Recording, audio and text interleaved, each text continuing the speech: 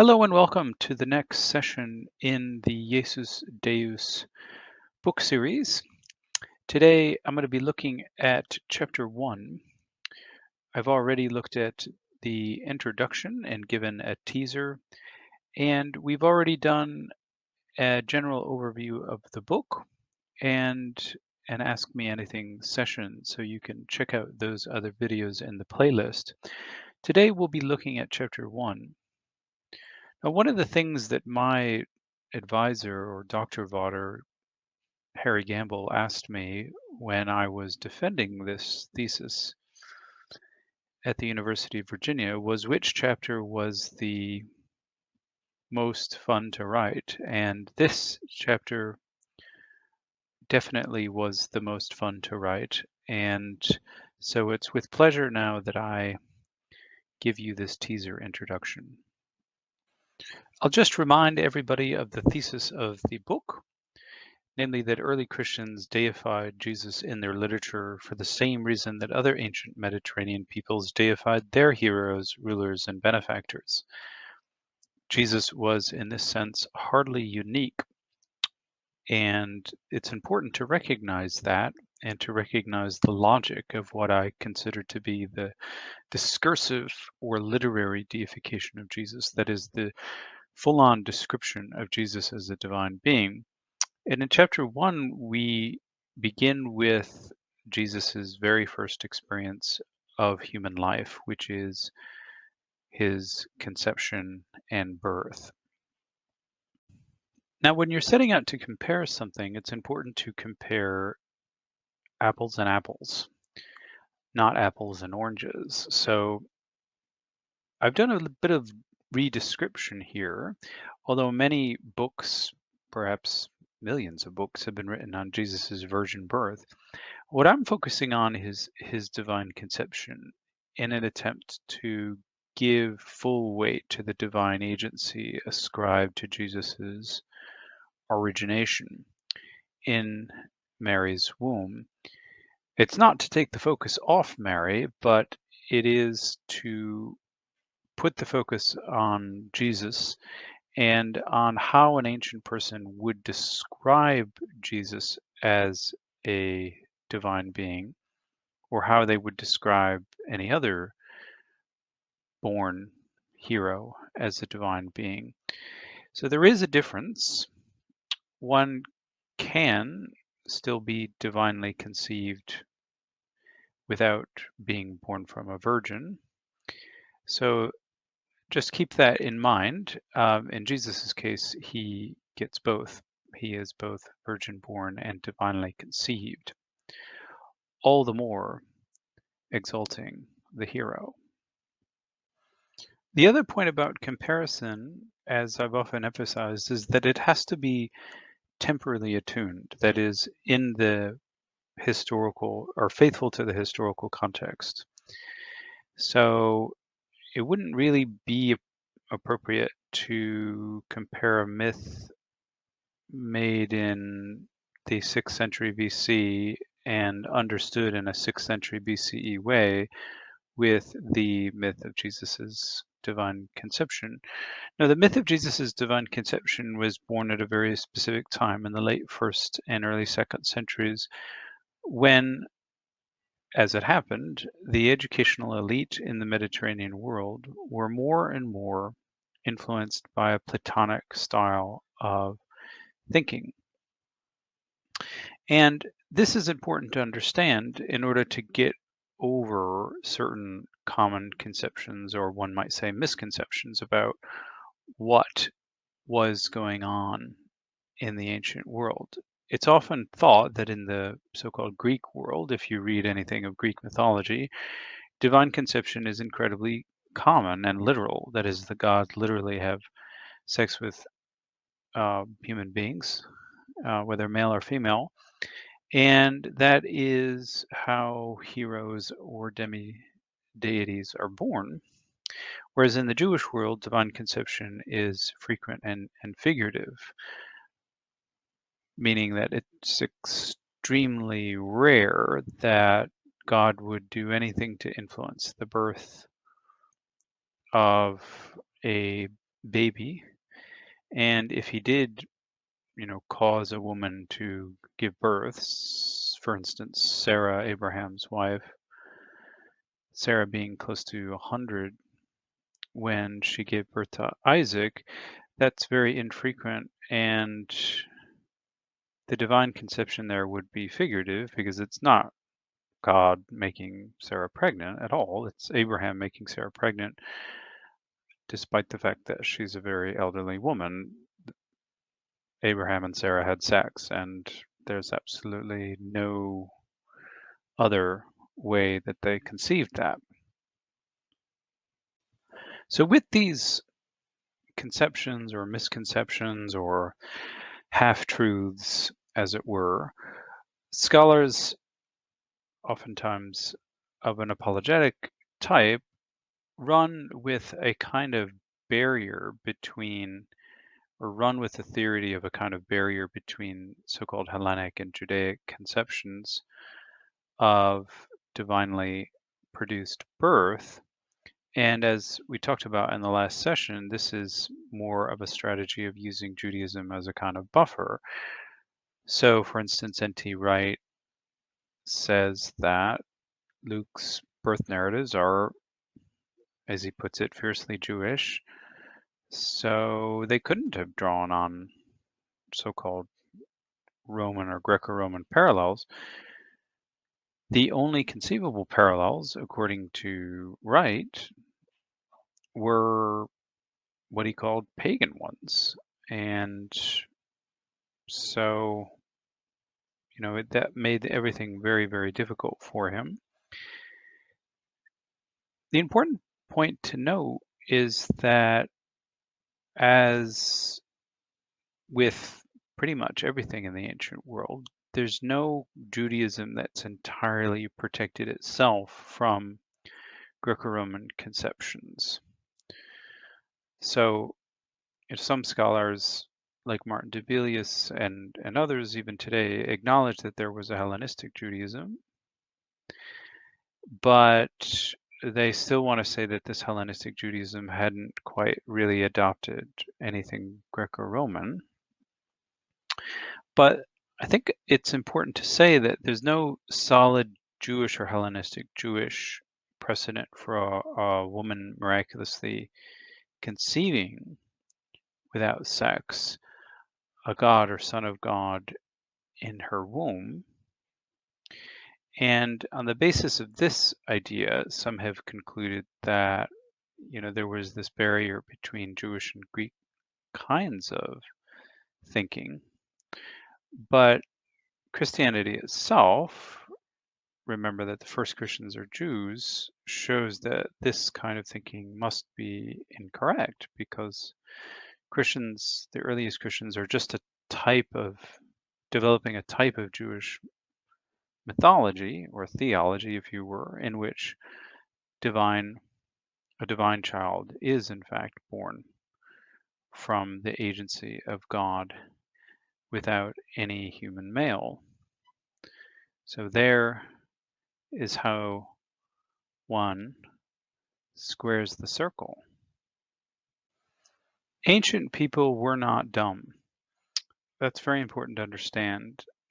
And certainly by the late first and early second century, intellectuals knew that the myths that they told were not literally true. I mean, let's face it, even the grandmother who told her children or her grandchildren these myths wouldn't believe them in a literal way. What a Greek intellectual of the early second century would believe was that generally gods don't come into sexual contact with people. Gods do not have sex because, as we discussed earlier, sex is a form of change. And gods don't go through change. That is the fluctuation of hormones and so on and so forth. As Celsus, the second century Platonist, says, gods aren't in mortal bodies, therefore they don't desire mortal bodies. And that's a kind of more or less fairly common cultural conception at this time. So when the ancient gospel writer who has come to be known as Luke got to put pen to paper in the late first to early second century, he was an elite intellectual and he knew very well what would have been plausible and not plausible. That is, he knew the structures of plausibility for his time, and therefore he described the divine conception of Jesus in a way that would be kosher intellectually, up to snuff to the average intellectually inclined and educated Greco-Roman reader. The way he put it in chapter 1, verse 35 is Holy Spirit, that is pneuma, speaking to Mary here, will come upon you, and power, that is dynamis, of the Most High will overshadow you, so that the child to be born, namely Jesus, will be called holy, a son of God. Now this brings us to Plutarch, who was more or less Luke's exact contemporary in the late first and early second century. And Plutarch wrote a very long work called Table Talk. And in this work, he discussed the divine conception of his own hero, in this case, Plato. Plato's mother was a woman called Perictione. And very soon after Plato's death, his nephew Sisyphus generated a story in which his uncle was divinely conceived by Apollo. Now, Plutarch was willing to accept this, but simply not in the sense that Apollo had sex with Perictione. Instead, he theorized, using the voice of other characters, that there was some other kind of power, some other kind of divine touch, similar to the infusion of pneuma into Perictione, which allowed her to conceive her divine child. And such a wondrous conception then explains why Plato had such an awesome intellect and rational faculty. So, as we can see here, a couple of things that it's often by retroactive thinking that you see the divine character of a certain individual, and then you sort of reverse engineer and say that this person must have been divinely conceived.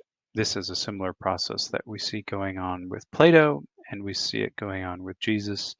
During Jesus's lifetime, nobody said that he was divinely conceived. All these ideas came later, at least a couple generations later, because of his deeds, right? So very similarly with Plato, it was because of his great intellectual works that his father was then identified as the intellectual god par excellence, namely the god of reason or Apollo. So that's the first point.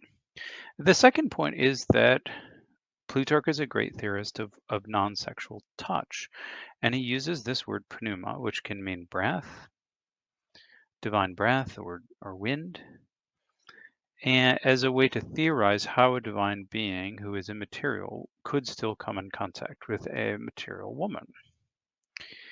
And he describes that breath as a kind of dynamis or divine power.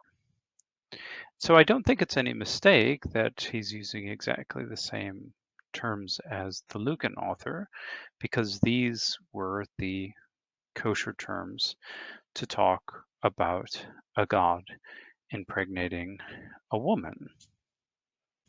So the author of Luke, when he talked about divine action, talked about it in a fairly similar way, using pneuma and power, pneuma and dynamis, to talk about the divine action. And he also used verbs, fairly ambiguous or fluid verbs, to talk about divine action. the Most High is said to come upon Mary and overshadow her.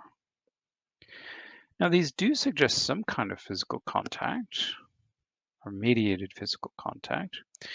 But I think the important part is that the physical contact isn't that of the divine penis entering a vagina. It's not a rape. It's not anything of the kind that we see, for instance, with Apollo and Daphne or Zeus and his paramours.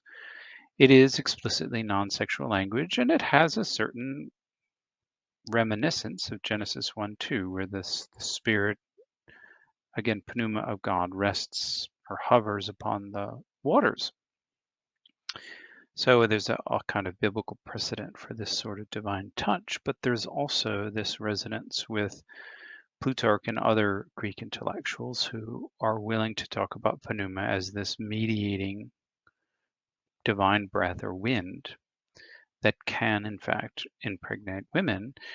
And since pneuma was also thought to be in male semen, this was all the more a logical idea that semen is frothy pneuma. And that explains why the injection of semen makes women pregnant. But you don't need the injection of semen if you can bring in the pneuma through another way. And so, I mean, in later Christian theology, the pneuma was thought to come through Mary's ear. So, I mean, they simply chose another orifice. But it shows you that they were thinking in quite material terms. This isn't like a magic snap of the fingers. This something actually had to come in contact and to cause the pregnancy, which is not something that modern people really think about too carefully or closely anymore. But that certainly seems to be the case for ancient thinkers. So to summarize my argument in chapter 1, I argue that both Luke or the author of Luke and Plutarch discursively deified their heroes. For Plutarch, that was the divine Plato. For the Lucan author, it was Jesus. Both offered, so this is the fundamental similarity, and also both offered a demythologized accounts of the divine fertilizing, or a divine being fertilizing a woman to produce a hero. And they were attuned to the fact that they wanted to describe this act of fertilization in a non-sexual way. So this is another similarity. Also the similarity in terminology, pneuma and dynamis. What seems to be the case then is that both authors are attempting to convince fairly elite readers who are already infused with Platonic presuppositions about how the divine can act and operate in the world. And this is very basic to their approach. Of course, in terms of the other details, their stories end up being very different. I mean, if you read Plutarch's Table Talk or his Life of Numa, which I talk about in the book, obviously it reads very differently than Luke's account of Jesus's birth. In terms of the details of the story, I mean, it really is quite different. But there are these similarities which indicate that they shared a certain intellectual culture, and they were close enough in terms of their presuppositions about what would or would not be plausible to say about a divinely born hero. And this makes it important, or shall we say, vital, to compare two authors who are relatively close in time so that we can get a sense for similar kinds of thinking and mythologizing, or in this case, demythologizing. And I think that, this is ironically, both Luke and Plutarch, they still want to tell the myth. They still want to say that a god caused a woman to give birth, but it's a sort of demythologized myth, a myth molded to fit the presuppositions and structures of plausibility for their time.